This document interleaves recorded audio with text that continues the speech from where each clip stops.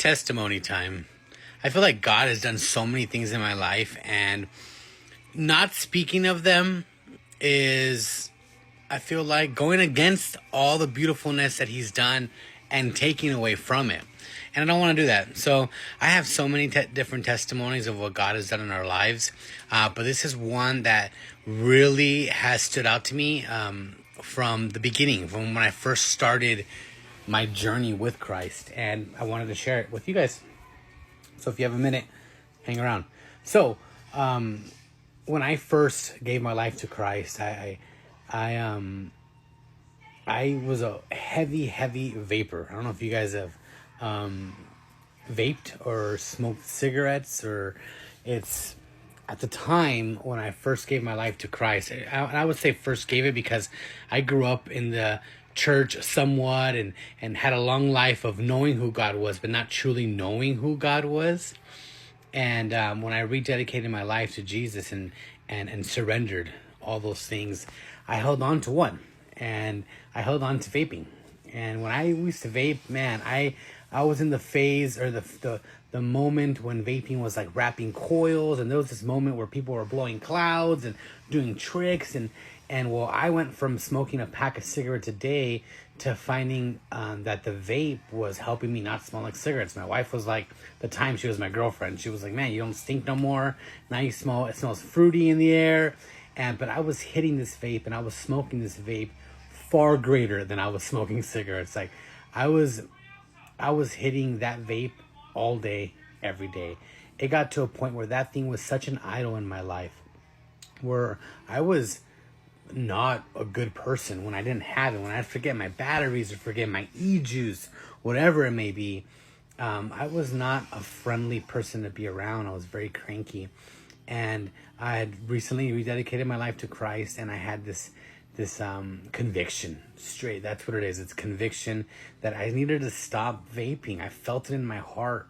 And I watched this sermon online, and I know it was already, the days were creeping up. Like I knew that eventually I was going to have to get rid of it, but I was the kind of person who couldn't even go an hour without it. If I didn't have it in my possession, things were going to happen. I was going to be very mad. But I watched this sermon online, and it connected vaping and the occult and all these things. And at the end of the sermon, we prayed, and it was specifically for people battling with vape addictions. And I'm going to tag it here. It's a ministry called Jesus Revelations of Jesus Christ Ministries.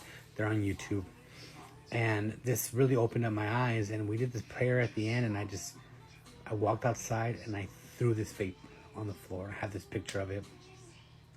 And my friends took this picture, and I broke the vape on the floor, and I threw it away. And my wife looked at me, and I was just like, and I surrendered this addiction to Christ. And I kid you not, He took it. He took it, and He ran with Him.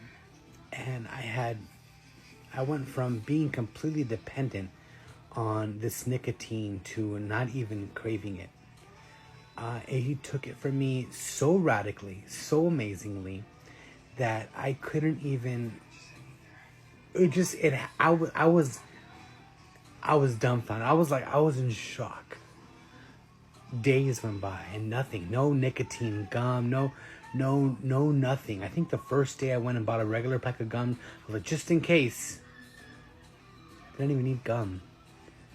And I thank God, because of that simple act right there that He did for me, that was probably so easy for Him, but it took me surrendering it, is one of many testimonies He's done in my life. But it's something that I fall back on. I said, man, if He can take that away from me, my wife is my witness. My children are my witness. I was not a pleasant person without my vape. But if He could take that from me, if He could take that idol from me and crush it and get rid of all cravings, all addiction to it in one shot, so what else can He do? And since then, with that mentality, with that faith that He put in me, because that was like an influx right there. I was like, whoa, that's how big of an idol this was for me. But when He did that, He opened my eyes to what else can He do in my life? What else can He do in the lives of others? And And he has completely blown me away thus far. All these things, there's so much more. I want to share so much more with you guys. Thanks for jumping and sticking along for this video for so long. But if you're going through something, if there's an addiction, if there's something in your life that is an idol that you are putting before Christ, I'm telling you, when you truly, genuinely surrender it to him, he will take that away from you. I'm living proof. That's just one of the things he's taken away. There's also been drugs. There's been all kinds of other stuff that God has been working in my life and taking away. But I wanted to share this one for you because this one held so much power over my life for such a long time. And he took that from me. And he opened my eyes to realize and see that he can do so much more. So if you find encouragement in that, if it just reaches one person, all glory be to God. I'm telling you right now, Jesus is the only way.